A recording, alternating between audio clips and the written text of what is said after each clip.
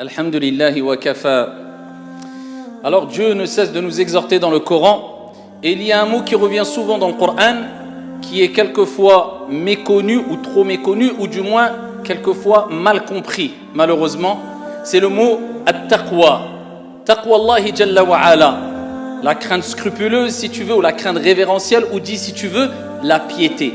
Et Allah subhanahu wa ta'ala nous a rappelé, comme son messager Muhammad alayhi salatu wa salam, quels sont les fruits du fait de vivre avec at-taqwa.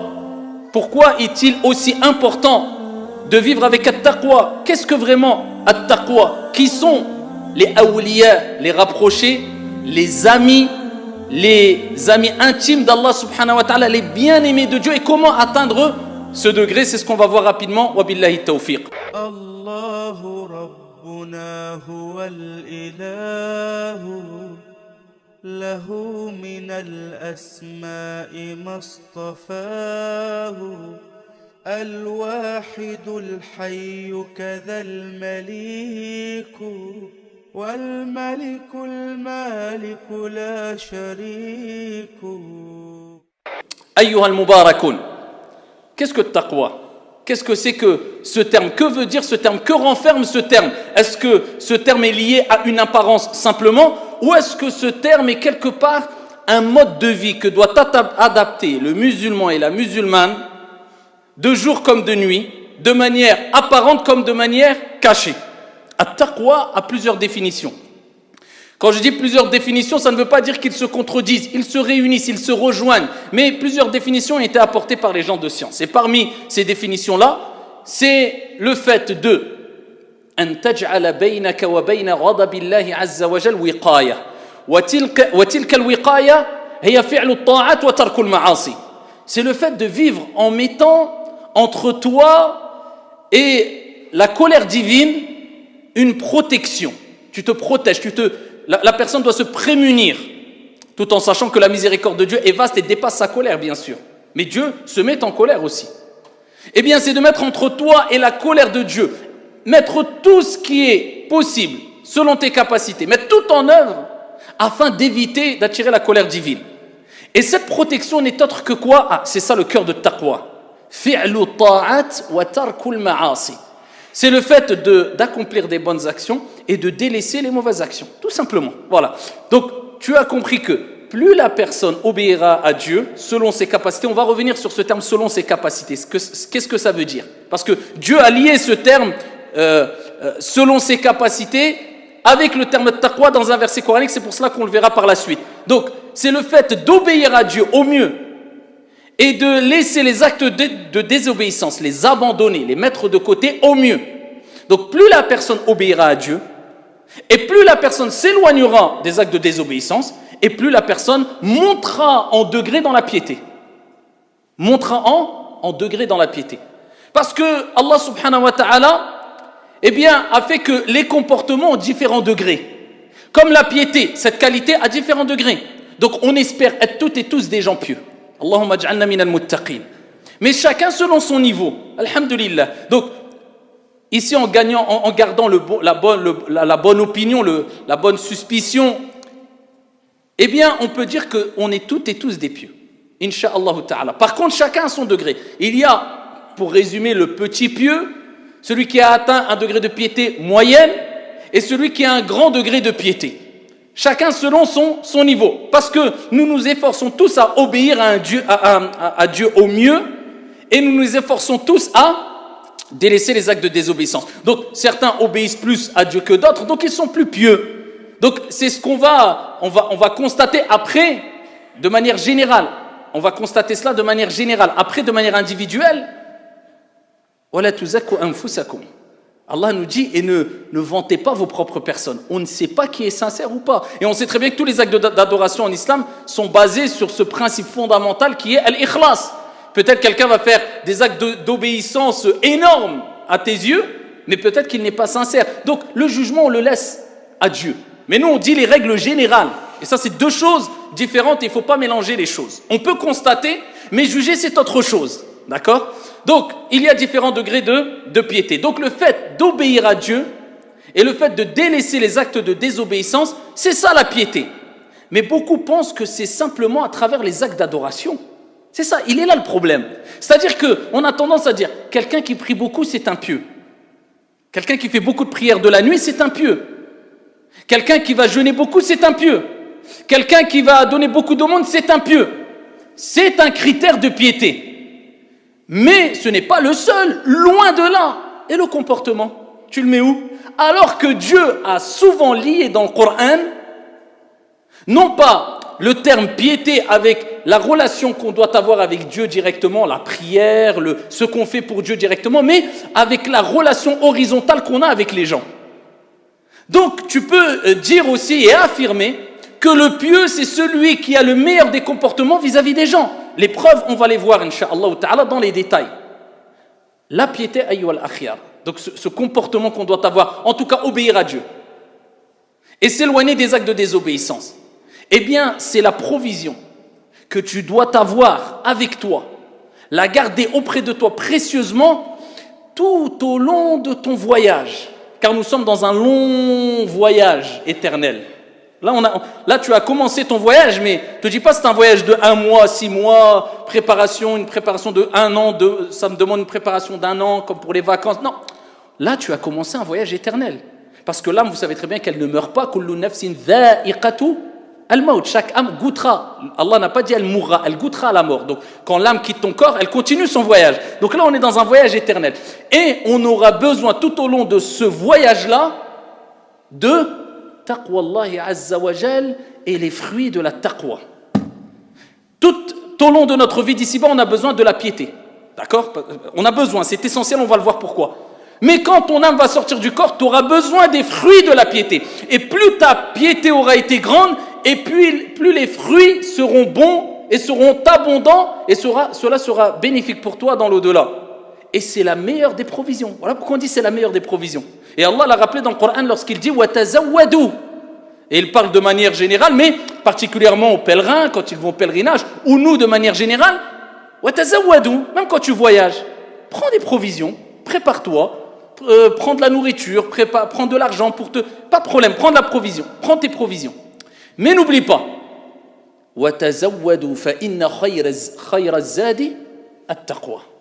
Allah il dit, approvisionnez-vous, prenez vos provisions. Mais par contre, la meilleure des provisions, ce n'est autre que quoi? At-taqwa, la piété, la crainte révérentielle. Donc on a besoin de cela. Et on a tellement besoin de cette taqwa-là, vivre avec quelque part la conscience, la certitude que Dieu te voit. Dieu te met à l'épreuve. Le patron des patrons te voit et te surveille. Eh bien, Allah subhanahu wa ta'ala n'a cessé de répéter cela dans le Coran. Et vous entendez cela à chaque fois. Dans le premier sermon en langue arabe, vous ne cessiez d'entendre At-taqwa, ittaqullah, ittaqullah. Allah ne cesse de le répéter. Et même dans Khutbatul Haja, cette khutba, cette introduction que faisait le prophète alayhi salatu wassalam et qu'on fait quelquefois lors des sermons du vendredi en langue arabe, on commence à citer 3 versets coraniques. Ya ayyuhalladhina amanu ittaqullah. حق تقاته ولا تموتن إلا وأنتم مسلمون يا أيها الناس اتقوا ربكم يا أيها الذين آمنوا اتقوا الله. Et souvent Allah ne cesse de répéter cela. Vous l'entendez souvent, vous le lisez souvent ou pas? يا أيها الذين آمنوا اتقوا الله يا أيها الناس اتقوا ربكم إن زلزلة الساعة شيء عظيم اتقوا الله واتقوا الله ويعلمكم الله. À chaque fois Allah ne cesse de répéter cette recommandation qui est agissez avec piété. Tout le temps, faites cela, mais agissez avec piété. Pour nous rappeler que ce que tu vas faire, ça fait partie de la piété. Et souvent, Allah lie des recommandations avec la recommandation finale qui est la piété pour te dire, si tu appliques cela, eh bien cela fait partie de la piété, c'est une preuve que tu es pieux. Donc, Allah n'a cessé de le répéter, et quand on répète, la répétition ne vient pas de n'importe qui. Quand quelqu'un qui est reconnu pour sa prestance, pour son intelligence, pour son charisme, répète une chose, les gens vont dire, s'il l'a dit, il le répète, c'est que c'est là. Et bien là, c'est Dieu, le Seigneur des mondes, le roi des rois, le patron des patrons, qui ne cesse de répéter ittaqullah jusqu'à ce qu'il a dit à son messager. Lui-même, Muhammad ibn Abdillah, alayhi salatu wassalam, et le verset dans le Coran, il dit directement au prophète, Ya ayyuhan nabiyyu ittaqillah. Recommandation divine au prophète lui-même. Ô toi prophète, crains ton Seigneur, agis avec piété. Le prophète alayhi salatu wassalam lui-même, comme il a relaté fait sahih, Abu Dhar al-Ghifari va voir le prophète. Alors mets-toi à la place de Abu Dhar quelques instants. Tu as l'opportunité, tu as la chance d'aller voir le prophète alayhi salatu wassalam, de te poster devant lui et de lui dire: ô messager d'Allah, awsini, donne-moi un conseil. Donne-moi un conseil. Le prophète est là, il est devant toi.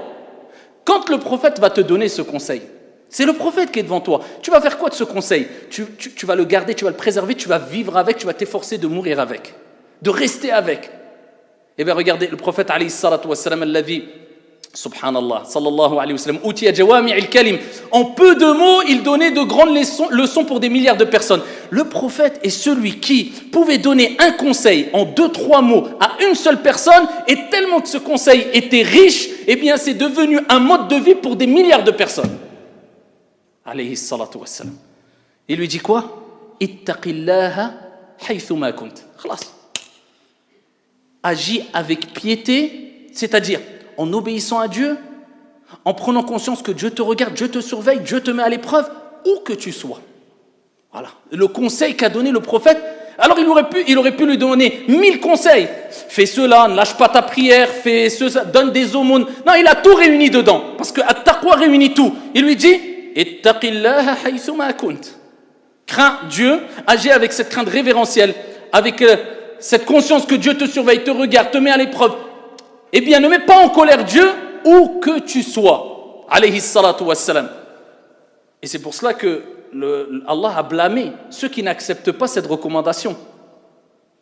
Et il dit dans le Coran: وَإِذَا قِيلَ لَهُ اتَّقِ اللَّهِ أَخَذَتْهُ الْعِزَّةُ بِالْإِثْمِ فَحَسْبُهُ جَهَنَّمْ وَلَبِئْسَ الْمِهَادُ. Et lorsque tu lui dis: agis avec piété, crains ton Seigneur, eh bien l'orgueil s'empare de lui. Dieu blâme ceux qui n'acceptent pas ce conseil-là. Alors, bien sûr, le prophète il nous rappelle, enfin Aïcha du moins, et c'est une qaïda, une règle en islam, anzilun nas manazilahum, bien sûr.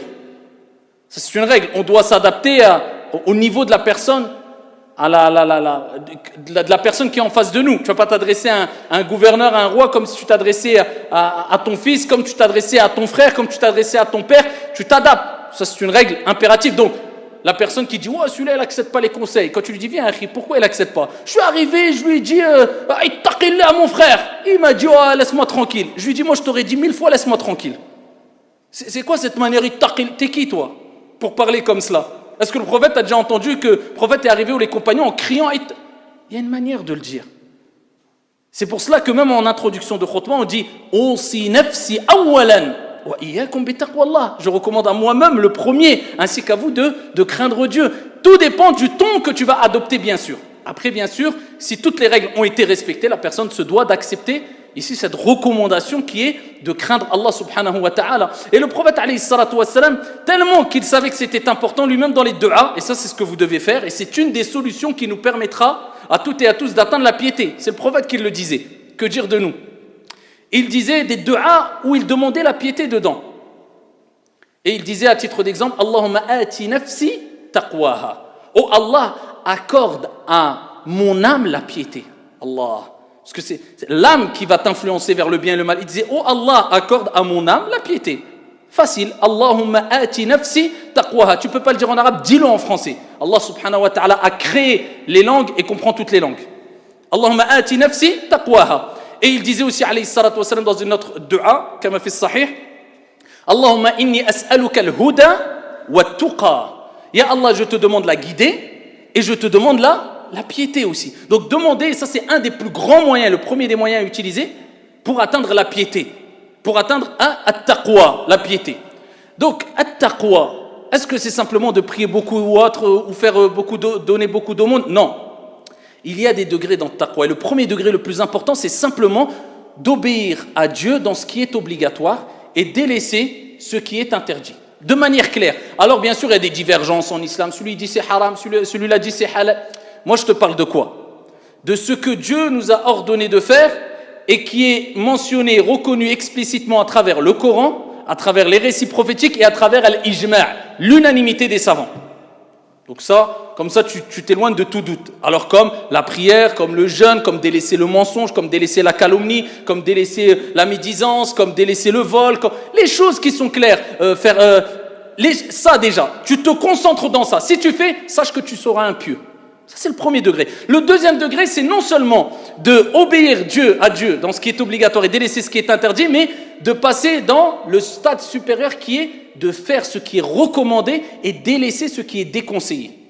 Ça, c'est le deuxième degré de taqwa. Donc, nous, on te demande déjà, concentre-toi dans le premier degré. Et at-taqwa, on a dit, c'est un comportement. At-taqwa, c'est pas celui qui a une apparence de pieux. Rien à voir avec l'apparence.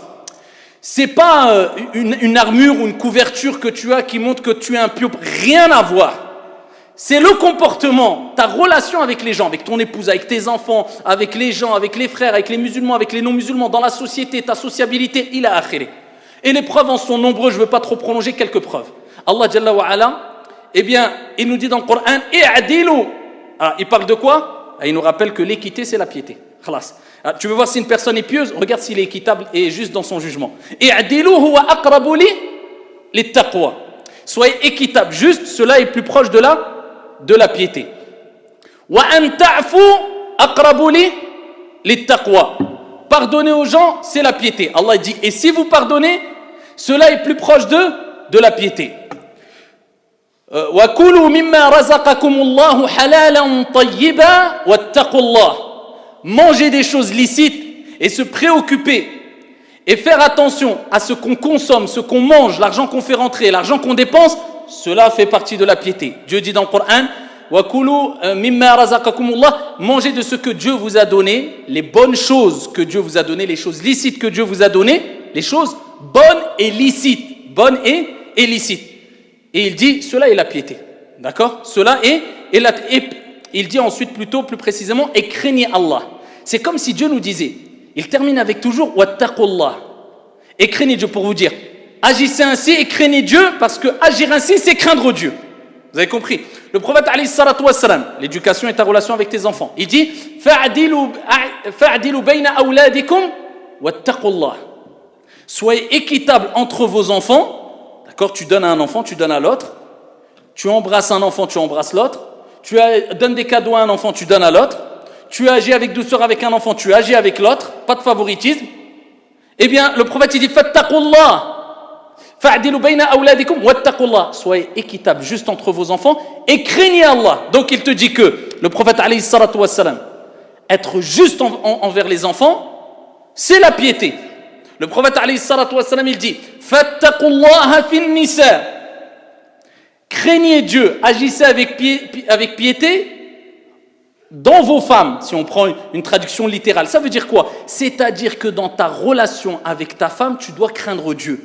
Et plus tu te comporteras bien avec ton épouse, et plus cela sera un signe de piété. Et cela fait partie de la piété. Donc vous voyez que وَأَوْفُوا بِالْعَهْدِ. Allah Azza wa Jalla dit, et remplissez fidèlement vos promesses, vos engagements, et craignez Allah, soyez pieux. Donc remplir son engagement, sa promesse, je viens à 13h, tu viens à 13h, ça c'est la piété. Tu viens à 13h10 parce que tu te dis, bon on a l'habitude, 13h, chez nous les Arabes c'est 13h10, c'est un manque de piété. C'est vrai ou pas? C'est cela, c'est Allah qui le dit. Donc il lie ses comportements à quoi? À la piété, pour te dire, la piété c'est pas que prier beaucoup ou jeûner beaucoup, non. La piété c'est, tu vas la voir et tu pourras mettre le baromètre en regardant, en analysant ton comportement vis-à-vis d'autrui. C'est pour cela que Dieu lie toujours le terme at-taqwa, la piété, avec les comportements horizontaux qu'on a avec les gens de la société de manière générale et particulièrement avec les membres de nos familles. Ça c'est at-taqwa wal akhir. Et at-taqwa, elle a des fruits. Et quand on connaît les fruits de taqwa, c'est ce qui va te motiver à acquérir la taqwa, obéir de plus en plus à Dieu et délaisser de plus en plus et au mieux les actes de désobéissance. Le plus grand des fruits, c'est al-jannah, le paradis. Allahumma arzuqna al-jannah. Allah Jalla wa Ala, il rappelle que le paradis, il est pour les pieux. Inna lil muttaqina مفازة حدائق وأعنابا وكواعب أترابا وكأسا دهاقا لا يسمعون فيها لغوا ولا كذابا. Allah il décrit ce qu'il y a au paradis. Mais en introduction, il rappelle ce que je vais décrire. Le paradis, les bienfaits, les délices du paradis, c'est pour qui? Il dit Inna lil muttaqina mafaza. C'est pour les pieux. Les pieux auront ce paradis, auront ces délices, auront cette réussite. Donc le paradis, il est pour les pieux, ayyuhal akhyar. Et ça, c'est parmi les plus grands fruits du paradis. Parmi les fruits, eh bien, il y a le fait que Dieu va te faciliter les choses dans ta vie. Ça, c'est pour l'au-delà, le paradis, mais pour dans ta vie d'ici-bas, Allah va te faciliter les choses. وَمَنْ يَتَّقِ اللَّهَ يَجْعَلْ لَهُ مِنْ أَمْرِهِ يُسْرًا. Celui qui agit avec piété, il voit un acte de désobéissance, il dit non, je veux gratter les fruits du paradis moi aussi. Je veux gratter les fruits ici qui vont m'être bénéfiques ici-bas aussi. Non, tu penses aux fruits ici qui vont t'échapper. Qu'est-ce qu'il se dit? Non, je délaisse. Eh bien, qu'est-ce qu'il va gagner? وَمَنْ يَتَّقِ اللَّهَ يَجْعَلْ لَهُ مِنْ أَمْرِهِ يُسْرًا. Tout le temps dans notre vie, tout au long de notre vie, on trouve des obstacles. Eh bien, celui qui agit avec piété, Allah subhanahu wa ta'ala va lui faciliter les choses. Parmi les choses encore ici-bas, non seulement Dieu va te faciliter, Allah dit dans le Coran وَمَنْ يَتَّقِ اللَّهَ يَجْعَلْ لَهُ مَخْرَجًا وَيَرْزُقْهُ مِنْ حَيْثُ لَا يَحْتَسِبُ. Quelqu'un vient te voir et te dit toutes les portes se ferment. Je sais plus d'où mettre la... Tellement que j'ai de problèmes, je sais plus quoi faire. J'ai que des difficultés. Dis-lui, agis avec piété. Où en es-tu avec ta relation avec ton Seigneur et avec les gens? Ton comportement vis-à-vis des gens et ton comportement vis-à-vis de Dieu. Réforme-toi, Dieu s'occupe du reste. Dieu dit, on va vous faciliter les choses. Dans le deuxième verset coranique, Allah subhanahu wa ta'ala dit, et celui qui agit avec piété, avec crainte révérentielle, Allah lui donnera des issues favorables. Il n'a pas dit une. Il dit, yaj'al lahu makhraja, plein d'issues favorables, et il te donne une leçon Allah, et il te rappelle que c'est lui qui donne et d'où il veut. Et il dit, et il te donnera ta subsistance d'où tu ne t'attends même pas. Subhanahu wa ta'ala. Parmi les fruits de taqwa, al-ilm, la science. On a besoin toutes et tous de science dans la vie de tous les jours. Les gens disent, j'arrive pas à retenir la science, l'ilm, à apprendre. Allah, il dit, wattaqullah wa yu'allimukumullah. Agissez avec piété et Dieu va vous donner la science. Allah va vous enseigner. Le fait d'agir avec piété, ça apporte énormément de fruits.